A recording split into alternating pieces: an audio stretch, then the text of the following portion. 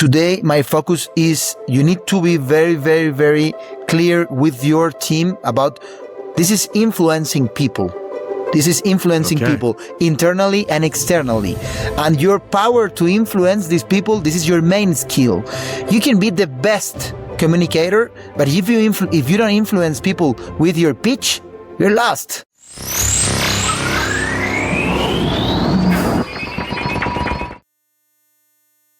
We are so grateful to be supported by these community champions: Sales MD, Team Friday, Realist Lab, Kiana Patterson, Diego Chavez, Jer Boucher, Heather Ryder, Janine Sua, Lily Roca, and Steve Kernan. Hola, hello, hi, bienvenido, and welcome back, or welcome to, if it's your first time with us, Entrepreneurial Thinkers. You may or may not know, this is the show where I get the chance to have weekly conversations with some of the best and brightest entrepreneurial thinkers, I call them, across all sectors and segments of society and industry, as we come together to try and do two things. One, to try and kind of figure out how we can navigate this complex, complicated world that we live in, but also then hopefully from that learning to figure out how we might be able to use this conversation to leave the world a little bit better than we found it. So that's what we're going to do today, and we're going to do with this incredible guest. I'm so excited to be joined by my friend Álvaro Villar Lopez. Álvaro is the Senior Director of Sales for LATAM at WeWork, and he's the founder at HausLoop, and we're going to talk about a whole bunch of stuff. He and I have a fun, cool history with each other, and I'll tell a couple of those stories as we get into it. But first, let me tell you a little bit about him before we welcome him to the show. So he is one of a growing crop of young, talented, next-generation leaders across the Americas whose careers have really kind of grown up in a world that is very comfortable with remote work and global talent and diverse company cultures and kind of localized community culture being the norm. He has led growth across multiple industries, helped revolutionize co-working in Mexico and Latin America, and founded companies that are shaking up kind of the real estate and AI spaces. From luxury hotels in Dubai to scaling logistical organizations across Latin America, Alvaro isn't just building businesses or helping big companies to expand their sales reach. He's really using his real estate and his corporate experiences to help companies kind of return business to community and kind of connect community to business and what that all means, right? So he's really into vibrant city communities where people can work, live, play, and contribute locally. And in my humble opinion, he's kind of the template executive for today's young global leaders. He's a young family man. He's fluent in 4 languages. He is multi-continental, as they would say. He has a lot of interest in this current World Cup that we're in, by the way. But he leads with a charisma and a belief that storytelling and local culture with global reach, not just capital, is what really transforms industries. And with all that said, it's just great to welcome you to the show, buddy. Good to see you.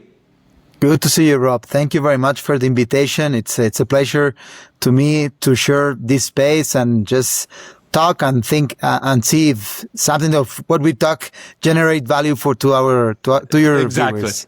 100% true. That is the goal every week for me. So first things first. And this is just kind of a fun question, but I also want to give you an excuse to kind of tell a little bit of the story. So it turns out the predictions of WeWork's death were premature, right? And so I would love for you to kind of, here we are in 2026, give us a little snapshot into the current era of this well-known company. Yeah, here we are. We are alive. We're still operating. And yes, it's been a roller coaster for the last 10 years. We launched this company in LATAM 10 years ago, 2016. At this point, it was a crazy idea to launch in this region because everything was new for the market. Even the word co-working do not exist properly, and not at the scale that we had in mind. So it was the first 3 years a crazy ride. We opened more than 100 buildings in the region, 8 countries, and it was an amazing opportunity to get the meaning of co-working known in the region. After that, and this is probably a very public company. You all know, we try to to go public because of different situation, and we couldn't. And after that, when we were suffering quite a lot, the pandemic came to us to give us the last kick in our face. So it was also a challenging moment for sure, but also a lot of learning, because came from a hypergrowth moment to a surviving moment in just, let's say, 9 months. Right. It's hard. It's hard from different perspective, culture, sales, operating, structures, a lot of things. And from this, we learn a lot. We learn how flexibility was our main differentiator, rather than other things that probably the people think about our space and our way to operate. And in the last 4 or 5 years, we have been working really, really, really hard to get this business profitable, to make a real business from the region and globally. We were obligated to take a lot of hard decisions, that's for sure. But right now we're in a completely different position. We still the leader in LATAM in terms of co-working, in terms of how many companies we have in the region and how many square meters we have. Obviously, we had some decisions that were really hard to take, but we're fine. We're still alive. We have a lot of companies. We have 70% of our clients are big enterprise, but the value added are, I think, different from the moment that where we launched the company here in LATAM. Yeah. It's such an incredible journey. And again, we're not here to relitigate the whole story, because I mean, there literally have been like television shows made about the rest of the story, right? But as you say, it is such a beautiful bookend, 2016, and here we are in 2026.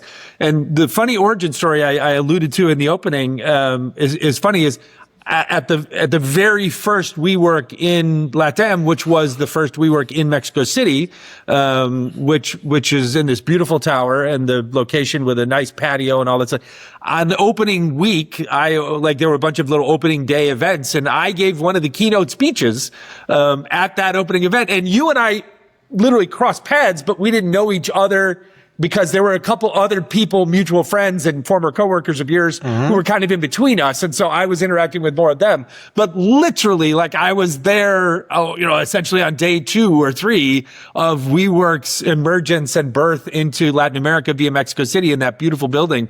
And it's, while yes, like there was that rocket ship period, right, which was insane, and you felt like there was going to be like a WeWork and a Starbucks on every corner, right, and maybe that was the ambitious, crazy goal.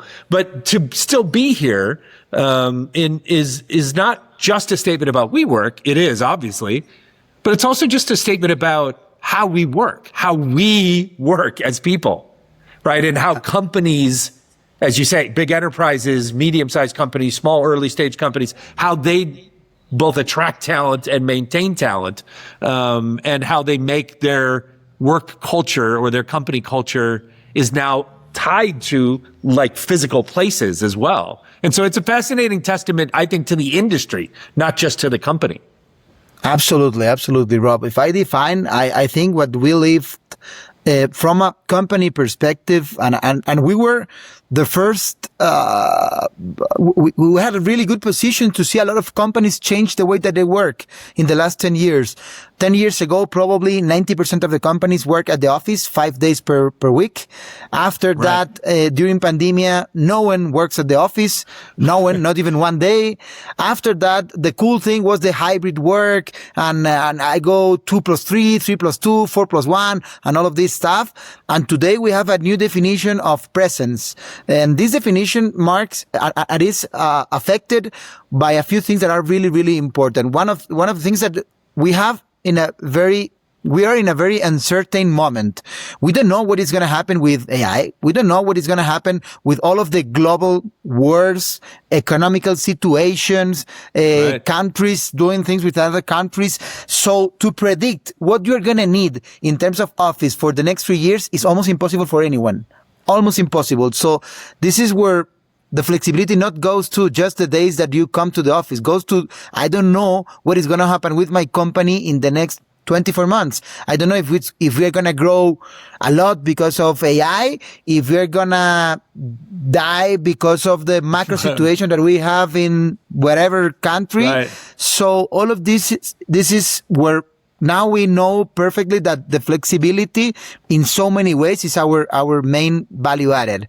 And now the big that's companies incredible, know right? about that. It's I don't even know how to describe it. It's almost either like you hung out long enough for the world to catch up to you, or Exactly. or you caught up to the world, right? And in some ways, it's just kind of like this meeting of it's just this meeting of the synthesis of what the industry was supposed to be. Right. I mean, like that was what always attracted me. Like, I didn't care so much about the brand or the particular story of this company versus that company. You guys were cool people. Like, WeWork attracted great talent, and that made it interesting to work with. But like, the reality was I always believed in the model, right? Because I myself was remote. I myself was a traveler, right? I myself was hiring people in different cities and different locations, and then leveraged the flexibility of predictable office space in different cities where I could go with the consistency, right? And so I always believed in the model even more so than in the industry. So it's really reaffirming to me to see, because like you said, right, we've gone through, everybody worked in an office, nobody worked in an office, and now some companies are trying to say everybody should work in an office again, but they're doing that for all the wrong reasons. And what you're saying from the front line is that no one is certain about what model is going to work, but what they are certain about is that they don't know. And so then therefore having real estate flexibility is critical. Absolutely, Rob. Absolutely, Rob. I think that if we're honest with us, we were simplifying our flexibility skills. We are flexible because we adopt small business and big businesses. We are flexible because we are okay if you come 2 days, 1 day, or 5 days. But actually, we are flexible because you can adapt your prediction in real time. That's the magic. That's where today is the magic, because even the big companies, they don't know how many people they're going to have in 3 years. Before, 20 years ago, it was easy to predict how many people you're going to have. Today, it's really difficult. Some people say, no, the AI, it's gonna cover a lot of operational stuff from your company. Okay, we start to seeing a few things, but you can't predict exactly what you're going to need, because probably you're not going to have more call center. Okay, it's fine. But probably you're going to grow 5 times faster than before. So you're going to need more people in other areas. So you're going to grow yourself. Like you said before about AI, right? Like, you could flip that coin either way. Like, AI may kill off a lot of your employee base, or it may create a whole new class of employees and workers who do different tasks and different jobs that we didn't need before. Right. So it's like we used to say, right, software was going to eat the world. Everybody was going to be out of jobs. And the truth is, it killed off a whole sector of jobs. And then it created like 10 times the number in new jobs doing new different things that no one ever thought about before. And ultimately, every company will need a place to put those people. Yeah. And you don't know how many people you need, how do you want to use the space? Probably it doesn't make sense to go to the office to have some video calls, but I want these people to connect. Or to enjoy. We're investing a lot on the place, how to enjoy in our spaces, because we have a lot of, the most, new generations are asking for new features in the office. They want e-game rooms. They want places where they can have more relaxing spaces. So this is probably the oldest generation. They're not asking for that. They don't even understand why you have a PlayStation in your office. Like, why you're getting the focus of my people in the office. Is not that, no, I'm causing you to keep your people at your company because of that. So 2026 workspaces, we're replacing foosball and ping pong. We're replacing it with Nintendo gaming. Okay. Yeah. Podcast rooms, they're asking for that. People to do their TikToks and all of these spaces social media. Just for that. that, certain lighting, all those little accoutrements. Exactly. How fascinating. And again, WeWork is saying to the market, hey, we're like what was the phrase? Like a Swiss Army knife. We have a core structure, a core function, but then we have all the pieces and parts that we can move. It's almost like Hollywood. Like I'm here in Hollywood, right? I live here. It's almost like a set in a movie studio, right? It's like, hey, we have a functional building that will allow you to do some basic things and all the equipment you need. But then we can dress it differently. We can change it. We can build it out differently to suit you. That's what I'm hearing. That's what you're saying that WeWork is saying to the world now. Yeah, it's really, really interesting, Rob, when we see that there are at least two words that we are seeing in the first place. First, the one is generational. All those people asking to come back to the office 4 or 5 times per week, for spaces to focus, to brainstorm, to connect. And the young generations asking, if I go to the office, I want to get fun. I want to connect. I want to relax. And also I want to work, obviously. So you need this space to be really, really diverse. You don't see people probably with 60 years old using our feature rooms, but all of the staff that are behind them, they're using it and they're coming to the office and still continuing in your company because you have these spaces. So it changed quite a lot. Now it's not just about, as you say, okay, it's the funny place where you can connect and you can have a beer. No, it's the place where you, after work, you stay another 3 hours to play with your colleagues' PlayStation. Yeah, that's fascinating. And really, really encouraging to hear. Like, all right, so you're in Mexico City and we talked about like your job is focused on Latin America and the region. But I'm curious, again, you're a global guy, like, and I'm sure you talk to other people, whether they be WeWork people or people in the industry from other places. Like, is what you're describing that's going on kind of in Latin America, is that kind of the truth everywhere now? Like, is this shared flexible office space industry kind of finding its settling in Asia and in the Middle East and in the US in similar ways? I would say what is a trend is... We are so grateful to be supported by sponsors like our friends at Chisos Capital. Everyone knows that raising capital is hard. And frankly, finding the next pool of entrepreneurs to get access to as limited investors is sometimes impossible too. Do you have a big idea, a dream you're building, but you're struggling to find early funding? Well, Chisos is changing the game for founders, creators, athletes, and investors.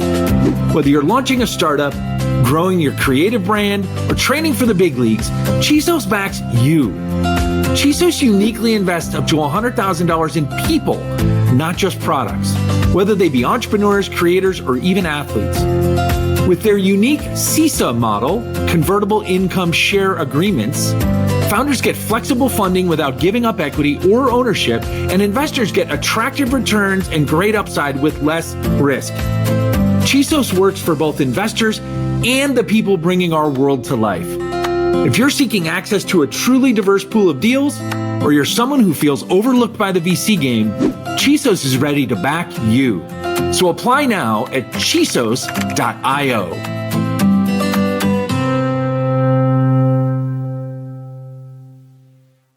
Uncertainty. This is absolutely everywhere. Yeah. And how you navigate this uncertainty, this is probably a regional decision, but it's so similar. At the end, the companies don't know what is happening in the world. We're living a crazy moment historically. Yeah, definitely. Yes. So today it's really, really difficult to take a decision for the next 10 years. And this is what it used to happen in real estate 20 years ago. Big companies take decision for the next 10, 20, 30 years. Right. Huge leases. And then those leases were what the builders used to finance the building of the buildings. And exactly. And all of that is different now. Big investments. Big investment. CapEx was the name of the game. Yeah. Today, no one talks about CapEx. It's like you have to invest because everything is OpEx now. It's OpEx, it's flexibility, it's how many windows I have to reconnect with my reality.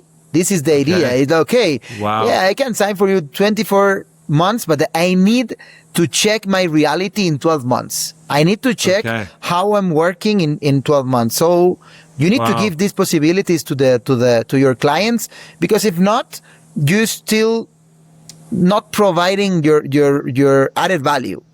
Yeah. No, it makes that, you make that clear. A little bit more on you guys again, like the region. So we talked about it, right? It was crazy hyper growth, literally like locations everywhere as fast as we could go. I remember dragging Molina out and going to different countries and hosting him and introducing him to people because he was just scouting locations, right? And then, as you say, like collapse of the broader, bigger company on a global basis, retrenchment, survival through the pandemic. And it sounds like, coming out of survival mode now, maybe stabilization. Is there, and you don't have to tell us any secrets, but I'm just curious, like, are we as a company, WeWork in Latin America, are we inching back towards kind of like a growth strategy again, where we might be saying like in the next, and not 10 years, but like in the next couple years or 5 years where we can see it, maybe there's a need for one more space in Santiago, or maybe there's a need for converting 2 spaces in Bogotars. Are we inching closer towards that again?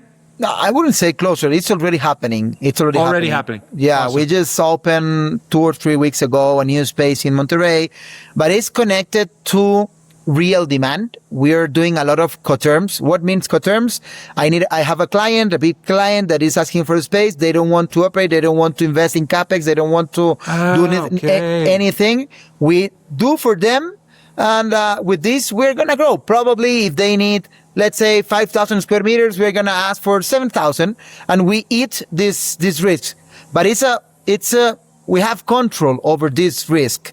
This is one of the main drivers to grow. Coterms. The second one is we used to have a structure where the company invests in the countries. Now the countries invest in their own growth. That means if you're making X amount of dollars per month and you're saving this money, with this money, you're going to grow in your country. Before it was a company, let's invest 5 million in Bogota, 25 in Mexico City, another 30 in Sao Paulo.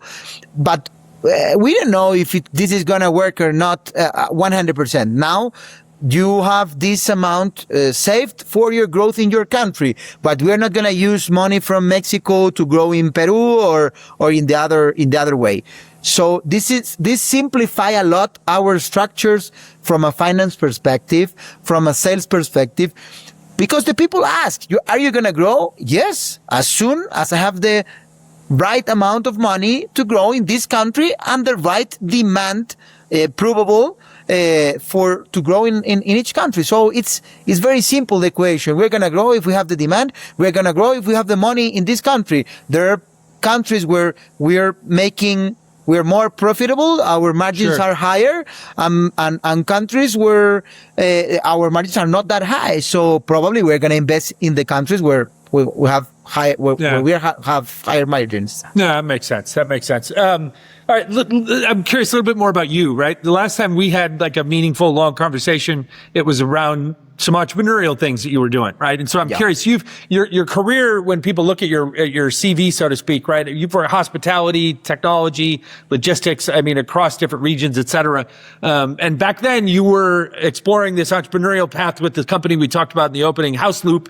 And you've been doing both very smartly, right? Like your day job makes you your own investor, so to speak, right? But I'm curious now, since we haven't talked about either of those things in a while, personally, what have those entrepreneurial experiences, the good and the bad, of the founder journey with HausLoop, like, what has that taught you that you've brought to make you a better corporate executive? Or what of your corporate executive career did you take with you to make you a better entrepreneur?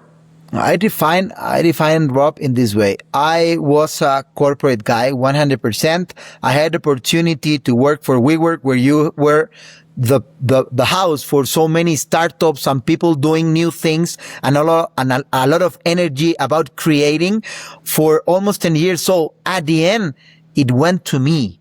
So I was like, at some point I'm gonna be an entrepreneur. And this happened 2 years ago. I raised some money and I did my own company. It's a company related also with real estate and some of the problems that I saw at WeWork. And now I do both things. I also collaborate with Endeavor as a mentor for other startups. And now this is part of my DNA. I want to help other entrepreneurs because this is the only way that I see companies succeeding. That is when they found the right people around, that they help us with a tip, they help us with some connections. This is what I'm trying to do, to monetize the relations that I have. But what are the learnings? When I start my own company, I didn't forecast the reality at all. I was thinking I have a lot of connections. I know more than 3,000 companies that work with us. I'm going to monetize this with my company also. Right. It didn't happen because you didn't have the scale. You didn't have the right product at this point. And it was a learning process to get where we are now, that we're in a constant change until we have the product market fit. We're learning a lot, and all of these connections that I have, they don't today is not something that is helping to my company until I have a product that really serve my clients, that really make value for them. So, but at the beginning I was like, I'm gonna crush it. I'm gonna do the next 100 million company. Right. It's the fine line. It's the mix of every entrepreneur, right? We have to be fueled by almost like an insane level of optimism, right? Exactly. That isn't rooted in, we have to have that because it's what gives you the energy to take those risks. But then you have to eventually find a way to learn how to root that in some core principles, which in your case, it's fascinating too, because like I've always said this about you. You and I, one of the reasons I've always liked you is, or found myself fond of you and wanting to be helpful to you is because you remind me of me in a lot of ways, right? And we share some core skills. Like one, we're both natural relationship people, right? We're salesmen, we're relationship builders. That's what we do. It's who we are. It's probably who we were born as, right? But one of the other things is I had a reputation when I was younger, earlier in my corporate career, where you could drop me into like any territory anywhere, no matter great territory or terrible dead territory. And I could get up to speed on the market, on the people, on the culture, on the whatever. And I did a lot of that then later in my career, like when we crossed paths, when we met, right? I was coming into Latin America cold, right? But I could come into a city and I could figure out who were the people and how to meet those and how to be authentic and how to be different and how to establish trust, very quickly. Right. Absolutely. So that we can accomplish things. You have a lot of that. And to me, you're living that in your corporate life and you're living it in your entrepreneurial life. There's no real difference. Like you just have a core set of skills. The hard lessons are the how to run it, how to grow it, how to scale it, that kind of stuff without all the resources that we have if we have a corporate job. I think that you're used to run a business where you have a lot of tools, a lot of people to do different things. And since day one, you're everyone. You are the people, you are the finance guy, you are the sales guy. So I was like, I'm used to ask things to people. And this point, I was like, to who? We're just two people, two partners here, and we need to do everything. Probably 3 times what I have to do in a corporate world. So that was a big learning. And I thought that I'm going to raise money, so I need to hire this, and this. You don't need to. You need to at least know every single corner of your company before you hire anyone. Because it's so easy to think that as soon as you have money, you can hire someone that can commercialize. You need to know how to commercialize. Even if you're not going to do this for the whole time. No, right. It's your story.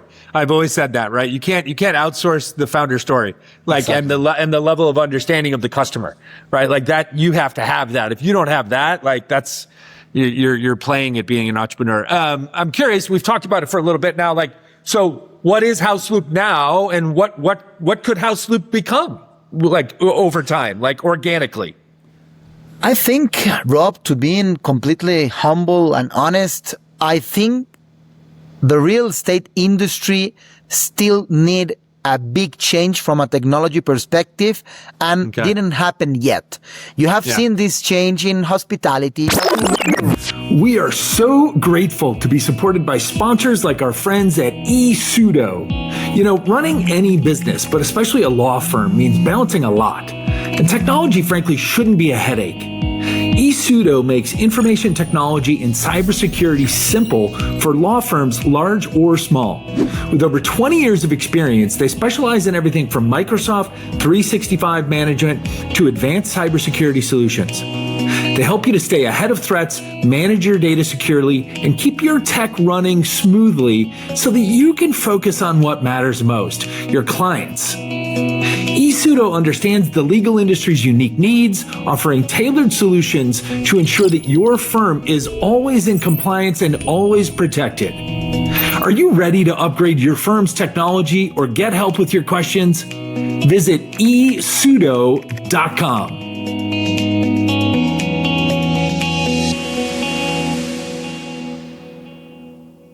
You have seen this change in transportation, in a lot of industries, but the real estate industry, I think we still miss someone who is going to win.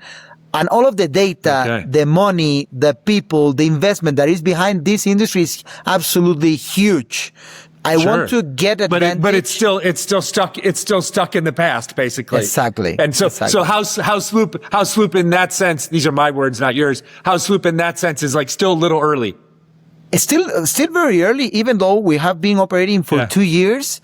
We don't have the scale yet to monetize all of the data that we are receiving, but I think there is a lot of value on this data, because at the end, if I know where do you live, how much do you pay for your rent or for your house, if you pay on time or not, if you use other services, all of this information, I would be crazy about knowing this in scale of a lot of people, because sometimes we have information about how do you use your credit card, how do you buy online, a lot of things, but how much information do you know about how much the people pay in rent and if they pay on time or not?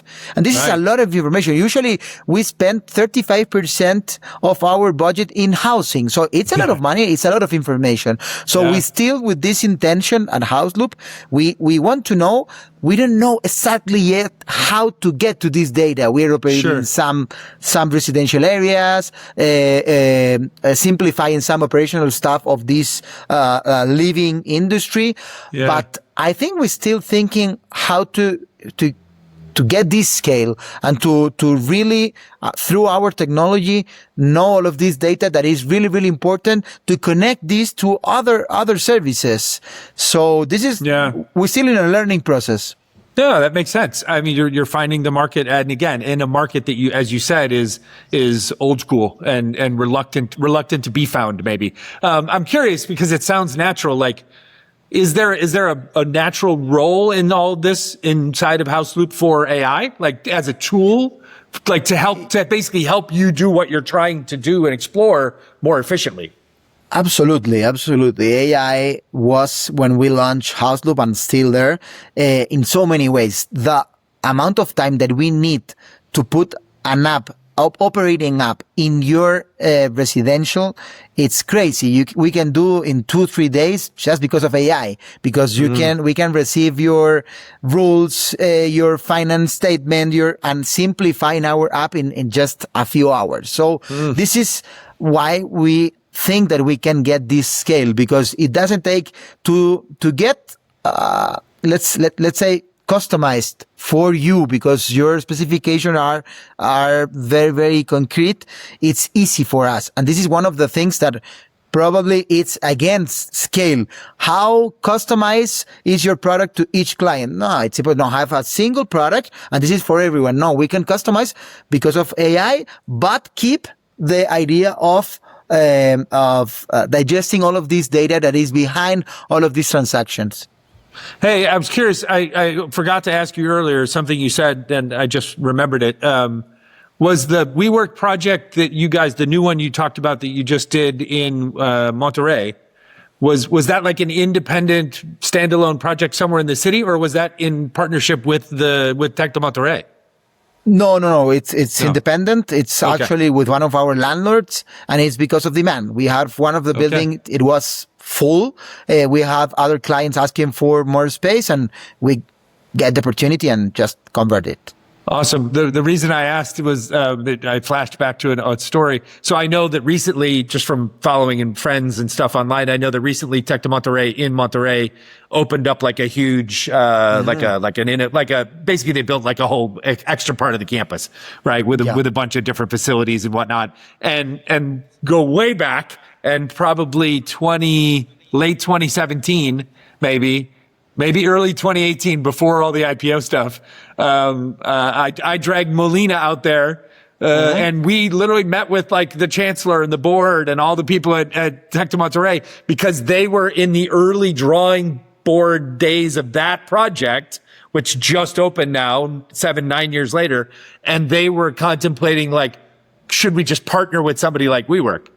Right. And of course, Molina was literally just hunting space, right? And locations everywhere. And so he wanted to talk to them to see if there could be a partnership, and nothing ever came of it. And then they delayed for years. And then WeWork had its issues in the global markets and stuff. And so but I was funny when you mentioned that earlier. I was like, oh, I wonder if they finally actually did something.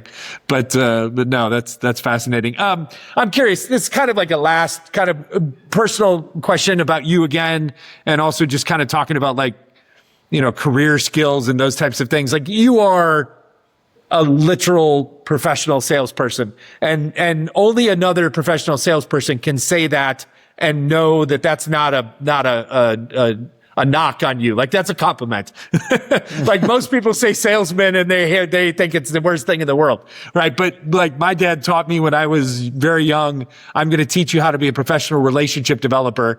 And your friends are going to tell you, I'm just teaching you how to be a salesman. And I'm going to tell your friends to F off because they don't know what they're talking about, because I'm teaching you like a set of relationship skills that will help you to be successful, whatever you do in life. And you have those same skills. You always have. I'm curious, a big part of that, and I have it, this, like, a big part of being an effective and a good salesperson is being a great storyteller, right? And so I'm curious, like, you interact with so many different executives, and you've exposed yourself to so many different entrepreneurs. You're mentoring entrepreneurs and founders through Endeavor now. Like, tell us why it's so important that executives or entrepreneurs get comfortable with selling. Like, tell me why it is so important that any founder or any corporate executive, in whatever role they are, that they understand that they have a role in selling the story or the product. Yeah, I think, Rob, my opinion about selling changed a lot in the last 10 years. At the beginning, it was more about convincing. It was more about your skills to communicate, to be clear, to make your client feel that you're helping them. And today, my focus is you need to be very, very, very clear with your team about this is influencing people. This is influencing people internally and externally. And your power to influence these people, this is your main skill. You can be the best communicator, but if you don't influence people with your pitch, you're lost. It doesn't matter how good, how clear, how much do you know about your product. If you don't have this ability, you get lost, because I want to explain this with this. I have all of this specification. You need to hear what are the motivations about your client. You need to really understand, to be genuine about learning who is in front of you. This is the main difference. And as soon as you know what the other guy needs, this is where you can start acting and influencing the decision of this person. But at the beginning, 10 years ago, when I was selling, I was more about all of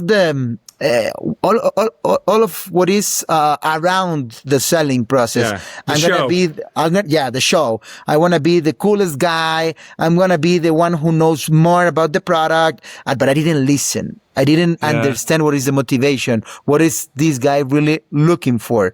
So just by teaching my team how to influence, not just externally to the client, internally, because so many times you need a lot of effort from different areas to make this happen. It could be about pricing, could be about operations, finance, marketing, blah, blah, blah. To influence internally and externally was my main driver for the last years. Yeah. And this is what I learned a lot, how to try to talk less and listen quite more. But I'll pay you a compliment because it's rare in our industry, in our world of sales, not industry, but it's rare when you meet a leader, an executive like you are now, where you're leading teams, you're coaching, you're guiding.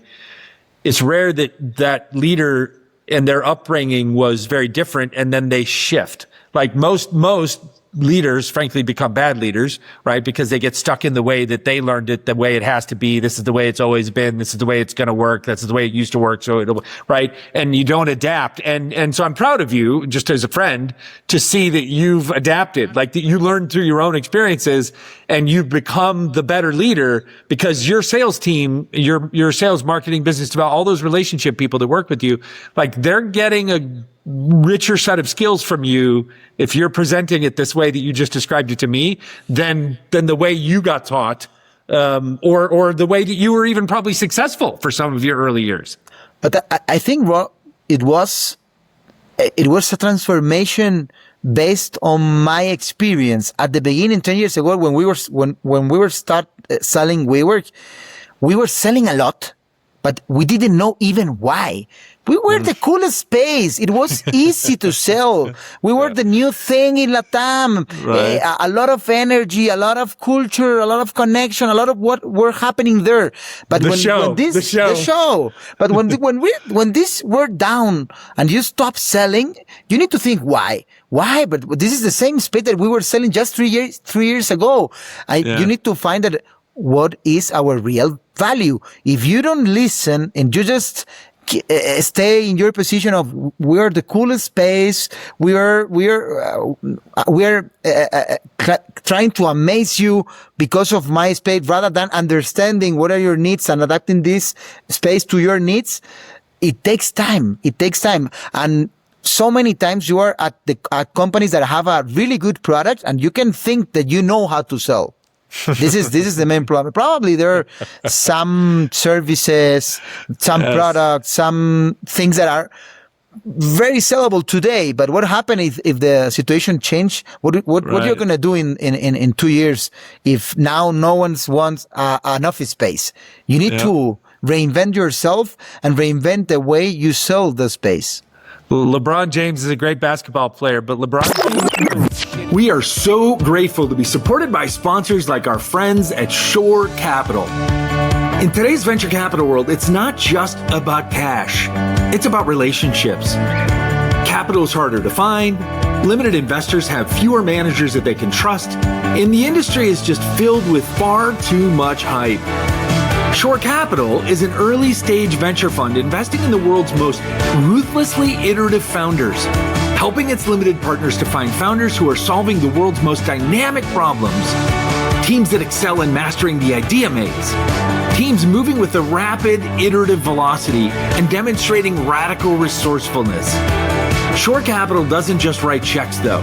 They become fractional co-founders when needed, offering strategic support, high-leverage relationship development, and a deep commitment to the long-term success of their portfolio companies. If you are a ruthlessly iterative founder with a bold vision or a limited investor seeking sustained access to the brightest big thinkers of our time, Shore Capital wants to meet you. So visit shorecapital.notion.site to learn more.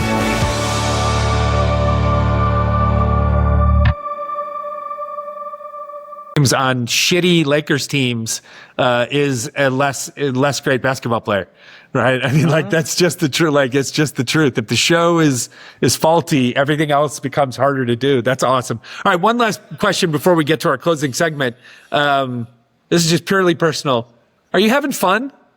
A lot. I can hear it. I can hear it in your voice. Like it's crazy. But I have been in this company for the last 10 years. Yeah, probably a lot of people could think this guy, it's absolutely bored for this.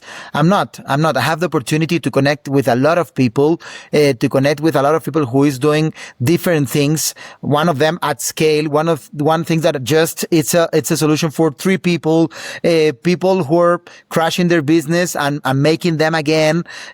So for me, this is an amazing opportunity. I think not that many jobs have the opportunity to meet that amount of people. And to be honest, this is what we are doing right now. Talk with other executive. This is my job on a daily basis. I have the opportunity to have breakfast, lunch, and dinner, a lot of coffees with a lot of people. And this is why I value a lot my job. 100%. I'll tell you, one of the hidden secrets of people when they say like, man, you're really good at this podcasting thing. I'm like, yeah, because I spent like 30 years of my career basically just doing what you just said, right? I literally was a professional having conversation with people guy. And so now I'm literally a professional conversationalist having conversations with people guy, right? So, that's awesome. Thank you for that. All right. So last question. This is kind of like a little bit more tactical, like kind of some bullet point advice for some of our listeners. Let's help the company executive who's thinking about scaling their company in Latin America, like in 2026. What are the first kind of 1, 2, 3 key things that they need to do, the key moves they need to make, or the key questions they need to ask themselves before anything else? I always have a joke about selling, that there are 2 profiles. The technical one, who knows absolutely perfectly your funnel, your conversions, all your data, have a lot of dashboards, and is revising and analyzing all your data. And you also have the energetic, charismatic, and no process related selling person. I think the first thing that I would do if I want to launch in Latam, probably you're going to find a lot of people with a lot of the second skills profile. No? Okay. Profile. Yeah. You need to balance. Don't kill this energy that the Latin have, because this is magic. Latins are passionate about doing things. Keep this passion through a process. That's what I would do. Don't get crazy about putting 100 processes, 2,000 dashboards and systems and a lot of things that just take away the flexibility of these sellers, but you need to balance. Don't get crazy about just intention and passion and power and a lot of let's go. Yeah. But also don't get crazy about analytics. There are a lot of magic things that happen in Latam that don't have any sense, common sense. Right. Like, they don't fit the data set. They're like, they're just anomalies. Yeah. Interesting. So what I'm hearing part is like, bring your systems and your culture and your tools that you have wherever you exist now, wherever you're expanding from. But when you bring it to Latin America, bring it with an open mind as an executive to capture the best of Mexican or South American countries' cultures. But then bring that and give that culture, give that uniqueness a little bit of discipline and a little bit of systems thinking. So exactly. And respect the culture. Awesome. Respect the culture. Take advantage of the energy. Take advantage even of all of this stuff. Probably you feel it when you were in Mexico. No one say yes or no, absolutely. Yeah, it could be ahorita, let's see later. And you need to kind of respect this part. They're not frontal. They don't know how to say no. And they don't know how to say yes. No. Yes, exactly. But they know how to connect. They know how to be passionate about doing something. They know how to be engaged with your product. You need to take this advantage, not just trying to do in your way that probably is like, if you have this A, you go to B and then go to C, and it's kind of a perfect way to do it. Here is not going to work 100%. It's going to work, but you need to keep also the specifics of the culture. No, I love that. And I asked you that in part because you do bring this duality of your own self, like your own culture. You've got Spain in you, and and that's a whole other thing in Europe, and it's a whole other set of principles and cultural attitudes and issues. And then you've got Mexico in you, and that's an understanding of another dynamic. And the two combined has made you, which is unique, really exciting young executive. So, dude, this was a blast. This is so fun. It's nice. One of the benefits of having this podcast is I occasionally just get to call my old friends and say, hey, come on the podcast and talk to me. Right. And so we get an excuse to have an hour-long conversation about stuff, right? Which is great. I'm so proud of you, and the growth, that I'm hearing from you, and the growth and the sensitivity to like how you grow and how you mature. I've always known you're a good man and you are a good executive. And so it's fun for me today to see that kind of continuing to grow and come to fruition. I'm excited to learn all about WeWork. This is great. I'm excited that the model and the business is finding itself, because Lord knows the industry and how we do commercial real estate needs it. Because as you said, the business world at large is uncertain and flexible, if anything, right now. And it probably will be that way for the next 10 years. Right. So the company sounds like it's in a good space. All right. So before we cut out here, and let you get back to your work, how can people find you online or socials if they want to connect with you, or how do we find the WeWork website if people want to go check it out? Like, give me some of those details. Sure. The WeWork website is really easy. WeWork.com. It doesn't make any difference. I'm a dinosaur. I don't have social media. They can find me just on LinkedIn, Álvaro Villar Lopez. But I'm happy to connect enough. With. Yeah, exactly that. But happy to connect with anyone that thinks that our relation could create any value. I love it. I appreciate it, man. I appreciate you. Thank you so much. Thank you, Rob. Thank you very much. And as always, we thank you so much for listening and watching. Today's show was produced by our team at the Storytellers Company in Mexico City and Los Angeles.